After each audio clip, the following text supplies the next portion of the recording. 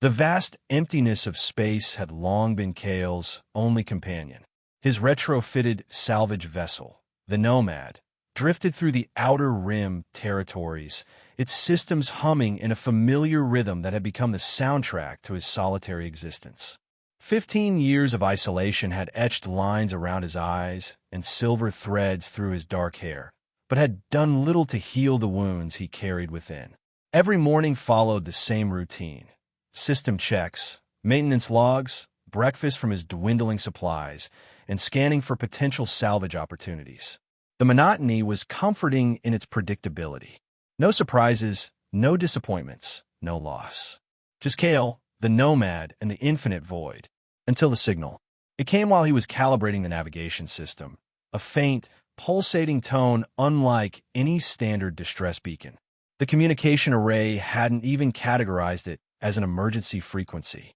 But something about its rhythm, its haunting cadence, made Kale pause his work and listen. "Computer, analyze signal origin," he commanded, his voice rough from disuse. Signal originating from Sector 9 Zeta, within the Shroud Nebula. The computer responded in its emotionless tone. "Warning, navigational hazards present. Recommend avoiding region." The Shroud Nebula. Even seasoned space travelers avoided that treacherous pocket of cosmic dust and radiation. Stories of ships vanishing without trace circulated among transport crews and military vessels alike. Kale had never deliberately ventured into its boundaries, though he'd skirted its edges more than once. "Signal pattern analysis?" he asked, already knowing the answer. "Unknown. Does not match any registered emergency protocols and database."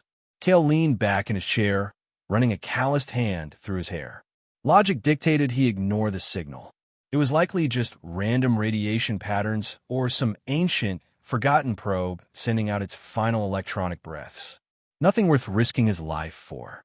And yet, there was something hauntingly melodic about the signal, almost like a song struggling to be heard across the vast distances of space. It reminded him of something he couldn't quite place, stirring memories he'd long suppressed. "Plot course to signal origin," he said before he could reconsider. "Warning, Shroud Nebula presents significant navigational hazards. Proceeding is not advised. Override. Authorization Kale Alpha 7. The Nomad's engines groaned in protest as they powered up to full capacity, as if the ship itself shared the computer's reluctance. Kale strapped himself into the pilot's chair and took manual control. If he was going to make this foolish journey, he wouldn't leave it to automated systems. The journey to the Shroud Nebula took 3 days of careful navigation. As the Nomad approached the nebula's boundary, the sensors began to falter. Static interference crawled across his screens like digital insects, and the ship's lighting flickered unpredictably. Outside the viewport, the blackness of space gave way to swirling purple and blue gases, punctuated by flashes of electrical discharge that illuminated the dust clouds like distant lightning. "Signal strength increasing," the computer announced, its voice now distorted. "Estimated arrival in 27 minutes. As the Nomad penetrated deeper into the nebula, the interference worsened. Navigation became nearly impossible, forcing Kale to rely on the fading signal as his only guide. The ship shuddered as if passing through turbulence, though there was no atmosphere to create such effects. The temperature fluctuated wildly, and Kale could have sworn he heard whispers beneath the static in his communication system. Then suddenly, the gases parted like a curtain, revealing a pocket of clear space within the nebula's heart.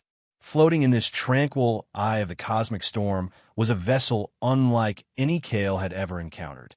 It was massive, easily 3 times the size of a Nomad, with an elongated, asymmetrical design that defied conventional spacecraft architecture. No visible engines or thrusters marred its smooth exterior. Instead, the hull appeared to be composed of overlapping plates that resembled enormous metallic petals. The entire structure pulsed with a faint, rhythmic glow that matched the cadence of the signal Kale had been following. In the center of these petals was a translucent section that emitted a soft, amber light. "Computer, Identify vessel. Unknown design. No match in database. Preliminary analysis suggests biomechanical composition. Biomechanical. The term sent a chill down Cale's spine. He'd heard rumors of such technology. Ships that were grown rather than built, that shared a symbiotic relationship with their crews, but had dismissed them as space legends.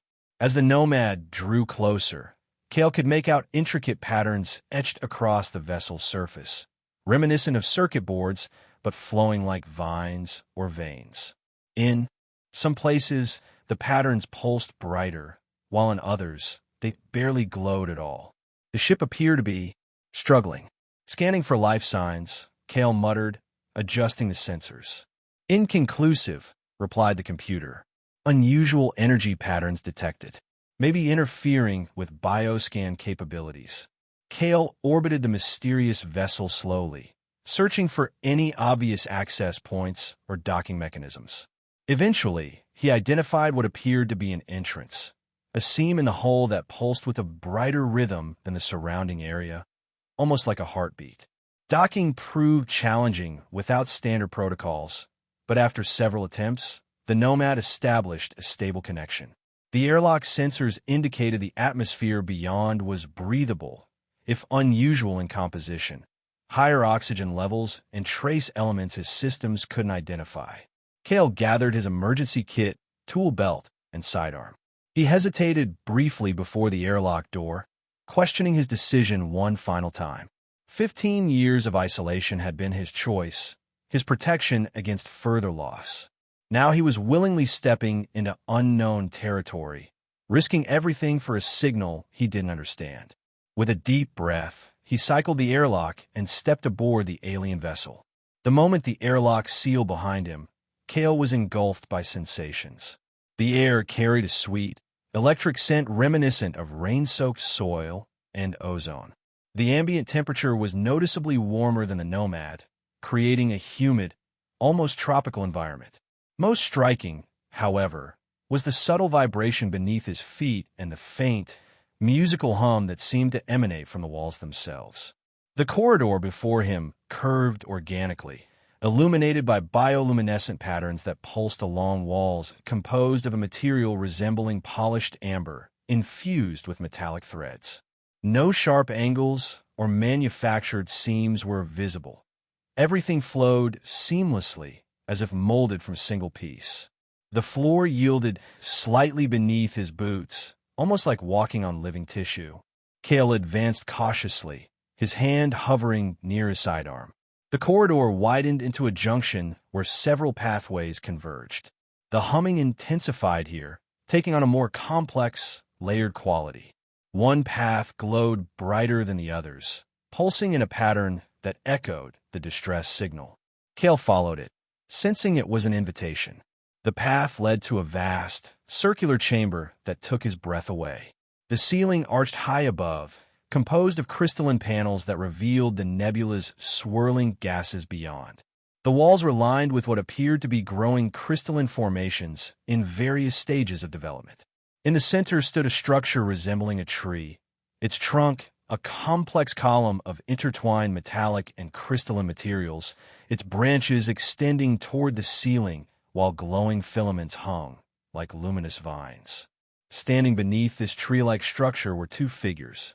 They turned in perfect synchronization as Cale entered, and he froze at the threshold, momentarily stunned. They were unmistakably female, identical in every visible feature, and undeniably not human, though humanoid in form. They stood slightly taller than Cale, with slender builds and graceful postures. Their skin was pale with an opalescent quality, seeming to shift between alabaster and a soft blue depending on how the light struck it. Fine, luminescent patterns traced across their visible skin like living tattoos, pulsing with the same rhythm as the ship. Their hair, if it could be called that, resembled fine, silvery filaments that moved gently as if suspended in water, despite the absence of any noticeable air currents.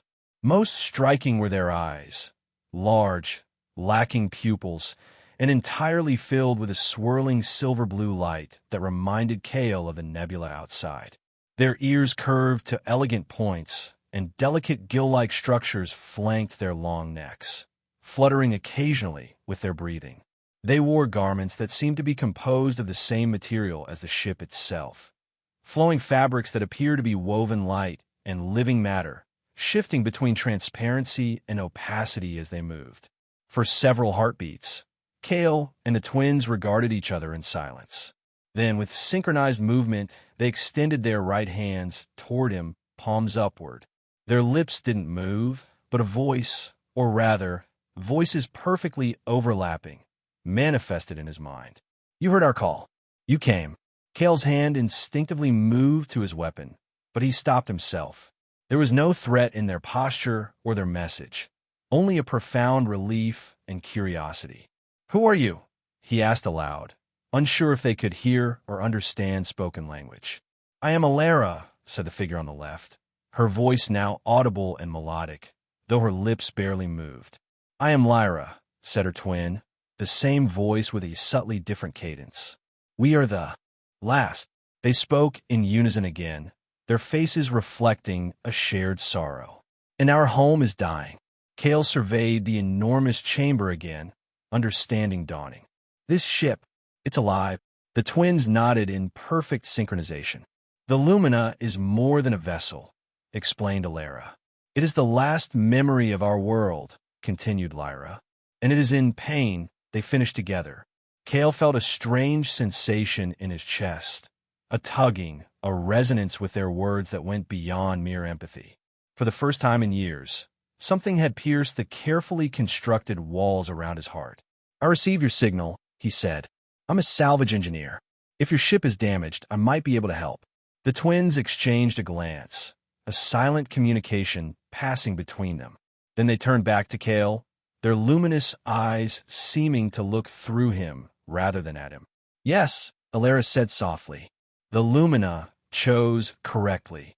"You are the one who can hear," added Lyra. A chill ran down Kale's spine.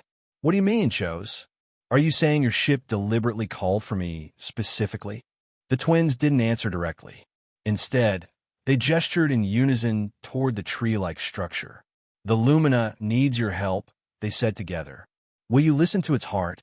Every instinct honed by 15 years of solitary survival screamed to Kale to return to the Nomad and leave this strange vessel and its enigmatic inhabitants behind.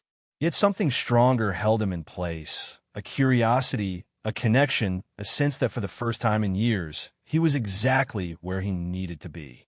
"Show me what's wrong," he said, stepping forward to meet whatever destiny had called him into the heart of the Shroud Nebula. The twins led Kale deeper into the Lumina, moving with fluid grace through corridors that seemed to reshape themselves as they passed. Kale noticed that the ship responded to their presence, lights brightening, the ambient hum modulating to a more harmonious tone when they approached. Occasionally, one of the twins would pause to place a hand against a wall, communicating with the vessel in a way Kale couldn't comprehend. "The Lumina is not damaged in ways you might understand," Alara explained as they walked. Her voice had a musical quality, each word flowing into the next like a melody. "Its pain is deeper," Lyra continued, her identical voice carrying a subtly different emotional resonance. "It remembers too much and cannot release what hurts it." Kale followed, studying the unusual architecture and materials. The walls were a complex matrix of crystalline structures and what appeared to be living tissue, laced with filaments that pulsed with energy. In some sections, these pulses were erratic or faint, while in others they maintained a steady, healthy rhythm. "When you say the ship is alive," Kale said, "do you mean that literally? Is it sentient?" The twins turned to him simultaneously, their luminous eyes widening slightly in what might have been surprise or amusement. "The Lumina is more than alive," Alara said. "It is memory given form," added Lyra. "Grown from the essence of our world before its ending." They finished together. This only raised more questions for Kale, but before he could ask, they arrived at another chamber, smaller than the central room, but no less remarkable. Here, numerous crystalline displays floated in mid-air, showing incomprehensible data streams, and what appeared to be three-dimensional star maps. The ambient temperature was noticeably cooler, and the humming took on a discordant quality that set Kale's teeth on edge. "This is the resonance chamber," Elara said, gesturing to the floating displays. "Here, the Lumina maintains its connection to the song," Lyra added. "The song?" Kale asked. "The universal frequency that binds all living things," they responded in unison. "What your kind might call the cosmic background radiation, but it is more. It is the memory of creation itself." Kale approached one of the floating displays, careful not to touch it. The symbols and patterns were unlike any language or code he'd encountered, yet something about them seemed almost familiar, as if they operated on principles his mind could almost grasp. "And what exactly am I supposed to do here? I'm not familiar with your technology." He gestured to the displays. "I don't even understand what I'm looking at." "You do not need to understand with your mind," Elara said, stepping closer. The patterns on her skin pulsed brighter as she approached. "You need to listen with something deeper," Lyra continued, mirroring her sister's movements. Kale backed away instinctively. "I'm an engineer, not a—" "Whatever you think I am. I work with machines, tools, physical systems. This is beyond my expertise." The twins exchanged another silent communication. Then Elara reached out and gently took Kale's hand. Her touch was warm, sending a tingling sensation up his arm. "Come," she said. "Simply, we will show you the heart of the problem." They led him to a recessed area in the chamber floor, a circular depression filled with a swirling, opalescent liquid that reflected the lights above like a mirror. As Kale looked closer, he realized the liquid wasn't entirely physical. It seemed to shift between matter and energy, tangible and intangible. "This is the memory core," Lyra explained. "The central nervous system of the Lumina. It is where all knowledge, all history, all experience is preserved," Elara added. Kale knelt beside the pool, fascinated despite his reservations. "And what's wrong with it?" "Look deeper," they said together. Reluctantly, Kale leaned closer to the swirling surface. At first, he saw only his own reflection, distorted by the liquid's movement. Then the surface changed, becoming more transparent, revealing depths that should have been impossible in such a shallow depression. Images began to form within, fleeting, fragmentary visions of worlds he'd never seen, beings he couldn't comprehend, vast cities built of crystal and light. The visions shifted rapidly, showing moments of breathtaking beauty, twin suns rising over an opalescent sea, floating islands covered in luminous vegetation, massive spacefaring entities that resembled whales swimming through nebulae. Then the visions darkened. Kale witnessed destruction on an unimaginable scale, a planet breaking apart, civilizations crumbling, the last survivors fleeing in vessels like the Lumina. And through it all, a discordant note in what had been a harmonious symphony, a fracture in the very fabric of reality. Kale jerked back from the pool, gasping.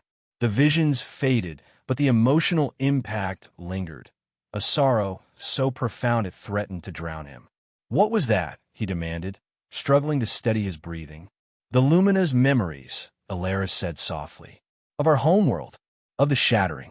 The final days of our civilization," Lyra continued. "When the song was broken." Kale shook his head, trying to clear the lingering images. "I still don't understand what this has to do with me. Why did you bring me here? What am I supposed to fix?" The twins moved to opposite sides of the pool, kneeling in perfect synchronization. They placed their palms on the edge of the depression, causing the liquid to glow brighter. "The Lumina is trapped in an echo," Elara explained. "It cannot move forward because part of it remains in the past. In the moment of greatest loss," added Lyra, "it wound in its consciousness that will not heal." "And you think I can help with that?" Kale asked incredulously. "I'm not a psychologist for sentient ships." "You carry a similar wound," Elara said, her luminous eyes meeting his with unsettling directness. "We felt it in your resonance," Lyra continued. "The Lumina recognized it when your ship entered the nebula. That is why you were called." They finished together. "You understand what it means to be trapped in loss. Their words struck Cale like a physical blow. He took an involuntary step back, old defenses rising instinctively. They couldn't possibly know about his past, about what he'd lost, about why he'd chosen isolation. Yet the certainty in their strange eyes suggested otherwise. "You're mistaken," he said tersely. "I'm just a salvage engineer who made a bad decision following a strange signal." The twins rose simultaneously, their expressions unchanging, but somehow conveying profound patience. "The tools you need are not in your belt," Alara said. "But in your memory," Lyra added. "In your experience of surviving loss." Cale turned away from them, moving to examine one of the floating displays instead. His hands trembled slightly as he reached for his diagnostic scanner, desperate for the comfort of familiar technology. He activated the device, scanning the nearest crystalline structure. "Let me try a different approach," he said, forcing professionalism into his voice. "I'll run some diagnostics, see if I can identify any system failures or energy disruptions. Maybe there's a practical solution you've overlooked." The twins made no objection, watching silently as Cale moved around the chamber, scanning different components.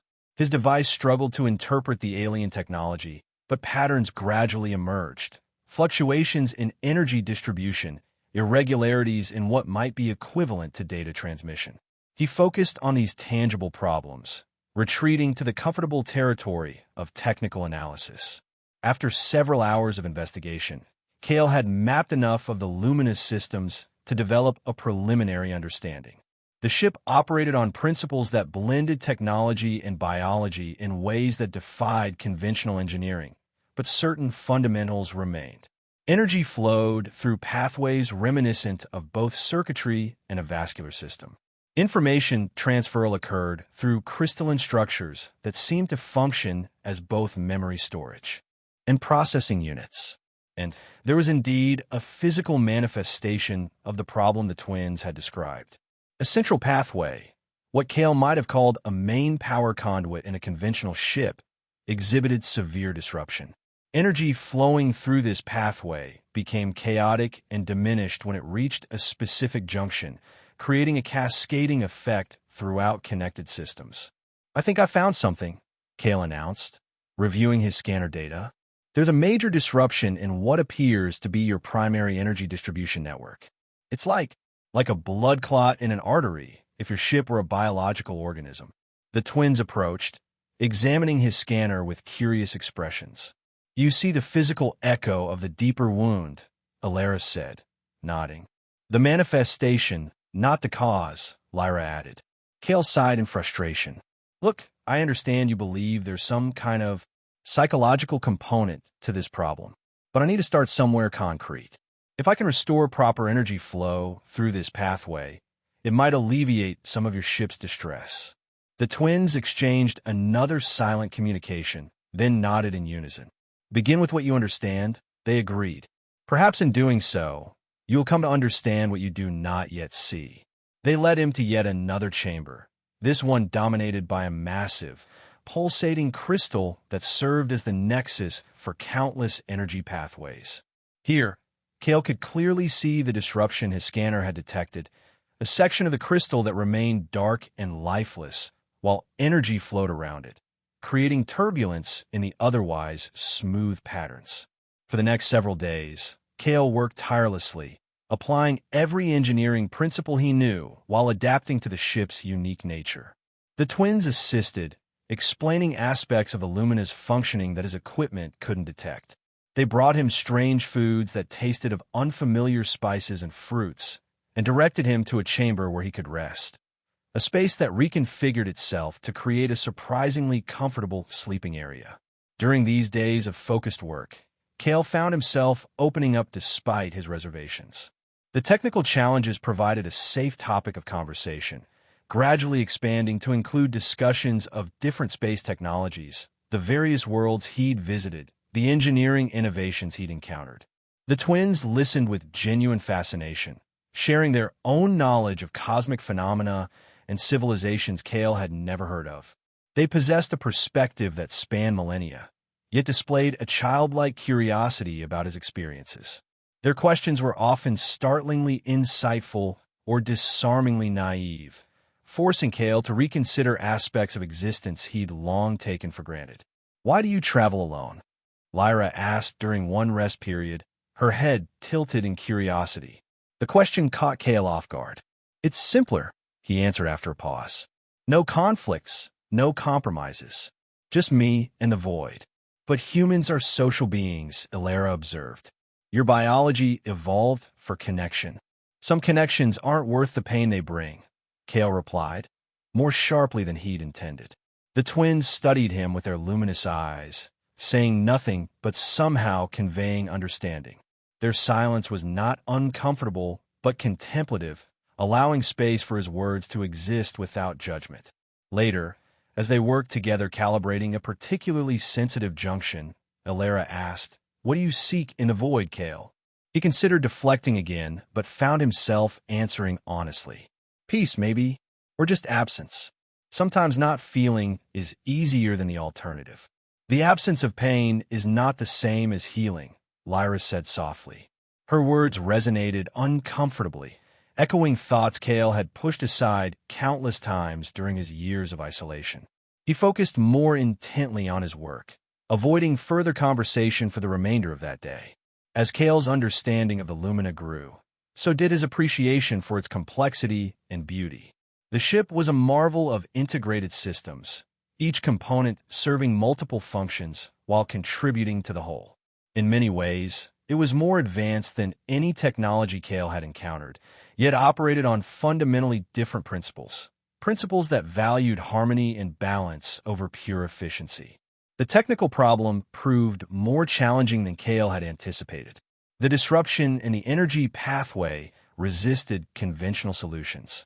He could temporarily restore flow, but the disruption would reform within hours, sometimes minutes.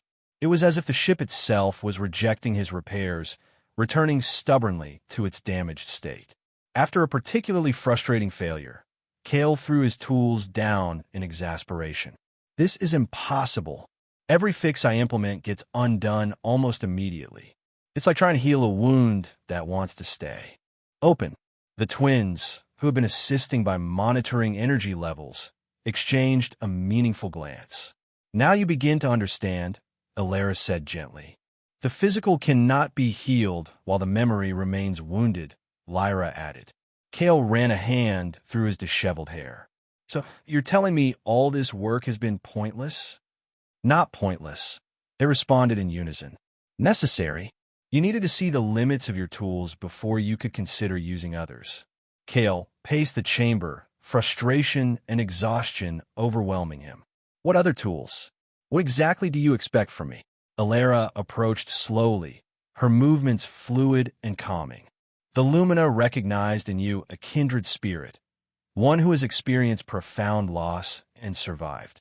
One who carries wounds similar to its own," Lyra continued, moving to his other side. "Not identical, but resonant. The Lumina's consciousness is trapped in the moment of greatest trauma," Ilara explained. "The destruction of our world, the severing from the song, the loss of our people. It cannot move forward while part of it remains there," Lyra said, "constantly reliving the moment of shattering." "And how am I supposed to help with that?" Kale demanded. "By sharing your own journey through loss," they said together. "By showing the Lumina that existence can continue, even after everything changes." Kale felt exposed, vulnerable. They were asking him to revisit the very memories he'd spent 15 years trying to escape. The accident that had claimed his family, his failure to save them despite his technical expertise, the guilt and grief that had driven him to the isolation of deep space. "I can't," he said, his voice barely audible. "I buried those memories for a reason." "Not buried," Ilara said softly. "Only covered. They still shape every decision you make, every path you choose. As the Lumina's trauma shapes its current existence," Lyra added. They stood in silence for several moments, the ship's ambient hum seeming to modulate in response to the emotional tension in the chamber. Finally, Kale spoke, his voice rough with suppressed emotion. "Even if I wanted to help this way, how? How does one consciousness communicate with another on that level? The twins' expressions softened with what might have been relief. Through the memory core, they explained, it can serve as a bridge between minds, allowing direct experiential sharing. You want me to connect my mind to your ship? Kale asked incredulously. Not your entire consciousness, Ilara clarified. Only the memories and emotions you choose to share. It is not without risk, Lyra warned. But we believe it is the only way to heal the Lumina. Kale sank onto a nearby crystalline formation that obligingly reshaped itself into a seat. The proposition terrified him. Not just the alien technology aspect, but the emotional vulnerability required. Yet a part of him recognized the twins' logic. If the Lumina was indeed a sentient entity trapped in traumatic memory, perhaps it needed something beyond technical intervention. And perhaps a quiet voice suggested from the depths of his mind, this was the real reason he had followed that strange signal into the nebula. Not to repair a ship, but to finally confront what he had been running from for 15 years. I need time, he said finally, to think about this. The twins nodded in perfect synchronization. Of course, they said together.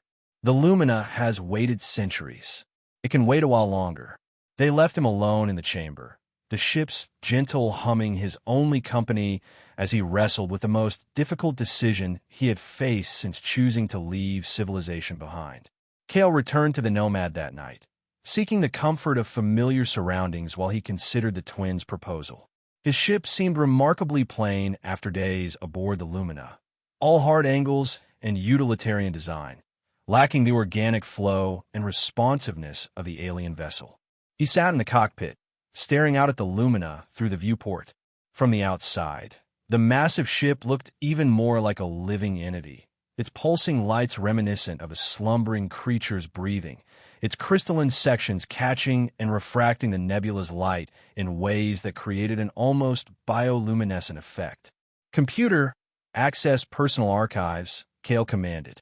File designation, Epsilon Station. Warning, you have placed access restrictions on these files, the computer responded. Override authorization required. Kale hesitated, then spoke the override code he had created 15 years earlier, his daughter's name and birth date. The computer acknowledged with a soft chime, and holographic images appeared before him. A family portrait taken at Epsilon Research Station. Kale, looking younger and unburdened, stood with his arm around a smiling woman with copper hair. Before them stood a young girl, perhaps 7 years old, with her mother's hair and her father's eyes. Kale's throat tightened as he looked at their faces. Lisa, Mira, the family he had failed to protect when the station's experimental reactor had destabilized. As chief engineer, he had stayed behind to attempt emergency protocols while evacuation proceeded. He had promised to follow once the systems were stabilized. But the stabilization had taken longer than anticipated, and by the time he reached the evacuation point, the last shuttle had departed, carrying his family toward what should have been safety. Instead, a cascading system failure had caused an explosion in the shuttle bay just as their vessel was launching. There were no survivors. Kale had been recovered from the dying station by a passing freighter, physically alive but emotionally shattered. The official inquiry had cleared him of wrongdoing. He had followed all protocols correctly, made the decisions expected of someone in his position. But the knowledge that his family might have survived if he had simply evacuated with them, abandoning his post and responsibilities, haunted him without mercy. So he had retreated to the void, taking salvage jobs that kept him far from populated systems, using the isolation of space to numb the pain that never truly subsided. Now, looking at their faces for the first time in years, Kale was surprised to find that along with the expected anguish came something unexpected, a gentle warmth, a feeling of connection that transcended loss. Lisa would have been fascinated by the Lumina and its mysterious caretakers. Mira would have asked countless questions, her natural curiosity undaunted by the strangeness of it all. Computer, close archive, he said softly. The images faded, but their impression remained. Perhaps the twins were right. His grief wasn't buried, merely covered. It continued to shape his every choice, his every interaction. And if the Lumina was indeed experiencing something similar on a vaster scale, perhaps Kale was uniquely positioned to help. After a restless sleep cycle, Kale returned to the Lumina with his decision made. He found the twins in the resonance chamber, seemingly in meditation before the floating displays. "I'll do it," he announced without preamble. "I'll try to help the Lumina face its memories." The twins rose in fluid synchronization, their expressions revealing relief and gratitude. "Thank you," Elara said, her voice carrying unusual emotional weight. "The Lumina will remember your courage," Lyra added. They escorted Kale back to the chamber containing the memory core, but this time continued past it to a section of the Lumina he hadn't yet visited. This area felt different, warmer, more vital somehow, with crystalline growths that resembled flowering plants and energy patterns that moved with almost playful rhythms. At the center was a circular platform surrounded by arcing crystalline structures that resembled the ribs of some enormous creature. Within this enclosure floated a pulsating orb of energy, not quite solid, not quite liquid, shifting between states in hypnotic patterns. "This is the heart chamber," Elara explained reverently. "The true consciousness of the Lumina dwells here. It is both the oldest and newest part of the vessel," Lyra continued. "Always changing, yet maintaining continuity." Kale approached cautiously, feeling a tangible pressure against his skin, not physical, but somehow psychic, as if the air itself was charged with consciousness. The humming that permeated the ship was stronger here, resolving into complex harmonies that almost formed words at the edge of comprehension. "What do I need to do?" he asked, his voice automatically lowering to a whisper. The twins positioned themselves on opposite sides of the platform, gesturing for Kale to stand between them. "We will guide you into connection with the Lumina's consciousness," Elara explained. "You will experience its memories as if they were your own, and it will experience yours," Lyra added. "The sharing must be reciprocal to create healing. The goal is not to erase the painful memories," Elara continued, "but to help integrate them so they become part of a continuing story rather than an inescapable present," Lyra finished. Kale took a deep breath, centering himself. "And the risks?" "Disorientation, emotional overflow, temporary loss of self-boundaries," Elara listed. "In rare cases, memory entanglement that may take time to resolve," Lyra added more hesitantly. "But we will be with you," they assured in unison, guiding the connection, maintaining balance. Kale nodded, steeling himself. "Let's begin before I reconsider." The twins placed their hands on his shoulders, their touch warm and reassuring. They began to sing, a wordless melody that seemed to resonate with the humming of the ship itself, creating complex harmonic patterns that Kale could feel vibrating through his body.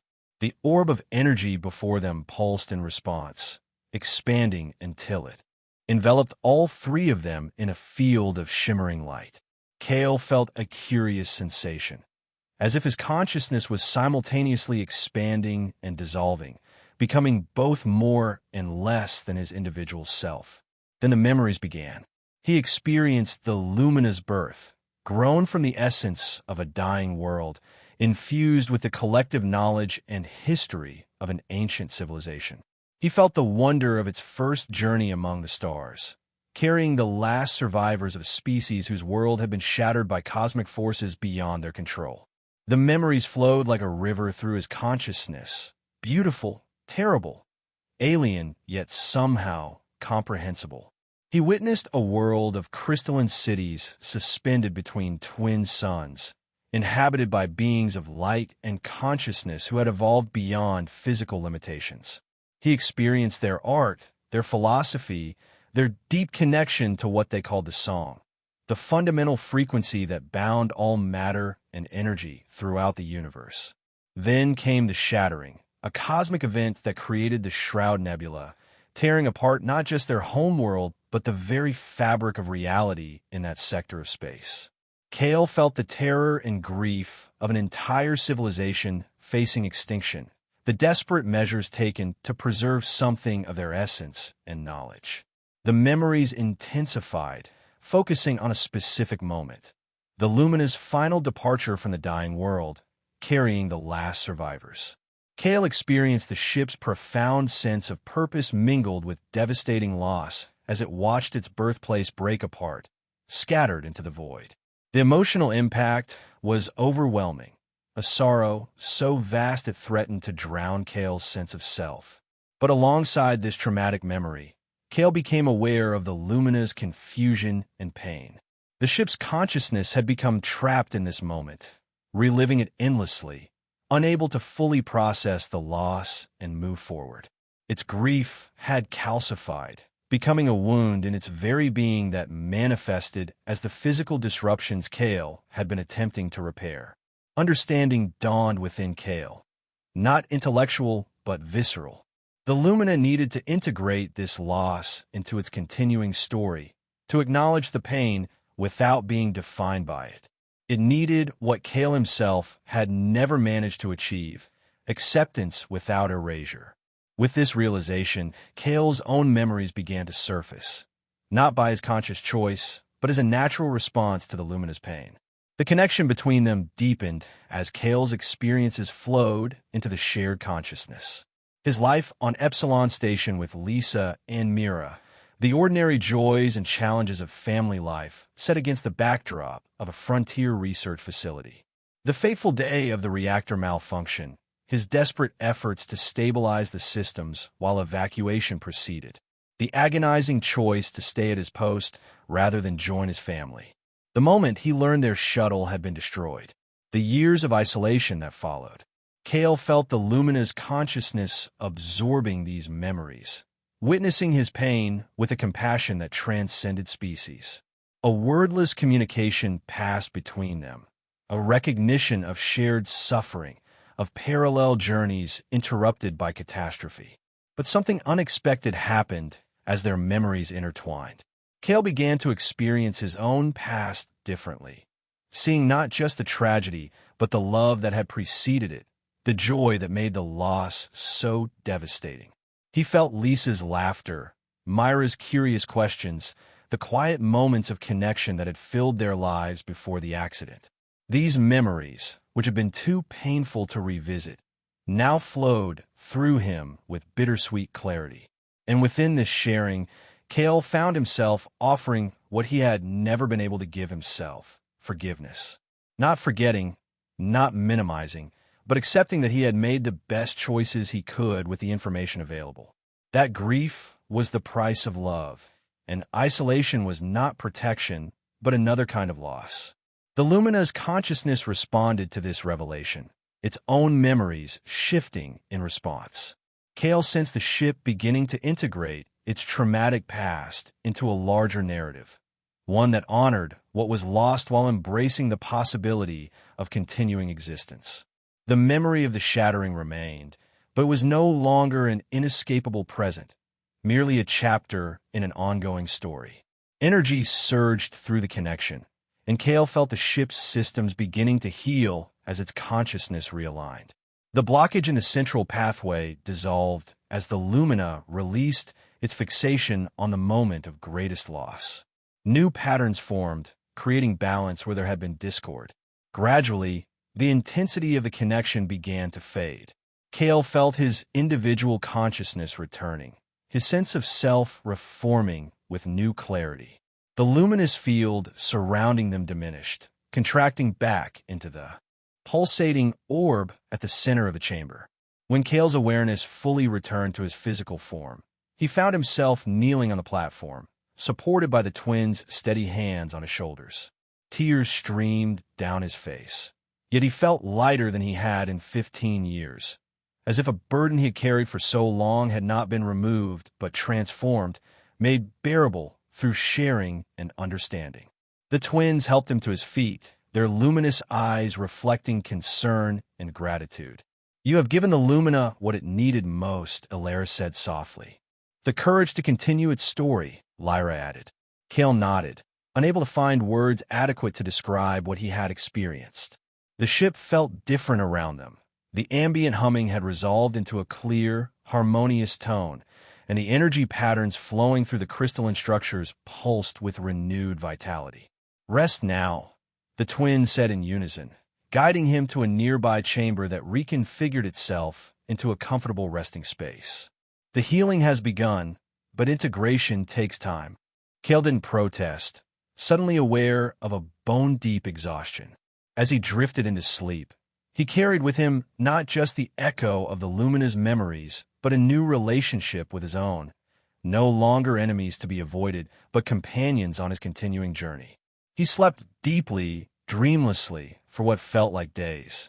When he finally awakened, Kale felt fundamentally changed, not just rested, but renewed, as if the healing he had facilitated for the Lumina had worked equally profound changes within himself. As he emerged from the resting chamber, Kale immediately noticed the transformation in the Lumina. The ship's interior glowed with vibrant energy, the crystalline structures shimmering with clear, steady light. The ambient temperature was perfectly balanced, and the humming that permeated the vessel had evolved into a complex, beautiful harmony that lifted his spirits. He found the twins in the central chamber beneath the tree-like structure. They turned as he entered, their movements still synchronized, but somehow more fluid, more joyful. "The Lumina is healing," Elara announced, her voice carrying a musical lilt that echoed the ship's harmonies. "As are you," Lyra added, her gaze seeming to perceive changes in Kale that he himself was still discovering. Kale nodded, knowing they spoke truth. "I feel different, like I've been carrying a wound so long, I forgot it was there until it began to heal. That is the nature of true healing," they said together. Recognition precedes integration. For the first time, Kale truly looked at the twins, not as mysterious caretakers of an alien vessel, but as individuals with their own stories, their own pain and resilience. Though identical in appearance, he now perceived subtle differences in their energies, their expressions, the way they moved through the world. "What happens now?" he asked. "With the Lumina, with you, with me?" The twins exchanged a glance, a silent communication passing between them before they turned back to Kale. "The Lumina can now continue its journey," Elara explained. "With its consciousness healed, it can fulfill its purpose as the repository of our world's knowledge and essence. It is the last memory of what our civilization was," Lyra continued, "and the seed of what it might yet become." Kale considered this. "And you? Are you passengers? Crew? Or something else entirely?" A subtle smile touched their identical lips. "We are the last of our kind," Elara said, "custodians of what remains. Born in the final days before the shattering," Lyra added, "created to maintain the connection between the Lumina and the song." Something in their phrasing caught Kale's attention. "Created? Not born." The twins nodded in unison. "We were grown from the essence of our world, just as the Lumina was," they explained, "designed to exist in harmony with its consciousness, to guide its journey through the stars." This revelation should have been shocking, yet Kale found he had already intuited something of their nature. The twins were neither simply organic beings nor artificial constructs, but something that transcended such categories, embodiments of a civilization's will to survive beyond physical destruction. "And now that the Lumina is healing, what is your destination?" Kale asked. "We have detected echoes in the song," Elara said, her eyes brightening. "Patterns that suggest others of our kind may have survived the shattering." "Distant, faint, but possible," Lyra continued. "The Lumina wishes to follow these echoes, to discover if we are truly the last. Hope.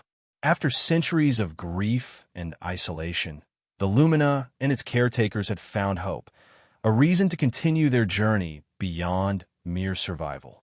Kale found himself smiling, genuinely happy for them in a way he hadn't felt happiness in years. "That sounds like a worthy mission," he said. "I should prepare to return to my ship then. You'll want to begin your search as soon as possible." The twins stepped forward simultaneously, an unusual urgency in their movements. "Kale," they said his name in perfect unison, their voices blending into a single, musical note. Yes, you have given the Lumina something precious, understanding, healing, the strength to continue, Elara said, her luminous eyes holding his gaze. In doing so, you have become part of its story, part of our journey, Lyra continued, her identical expression reflecting the same earnest emotion. They extended their hands toward him, palms upward in the same gesture they had used when first meeting him, but now with greater meaning. You fixed our ship, Elara said softly. Would you stay forever? Lyra finished the question that had been forming in Kale's mind since awakening.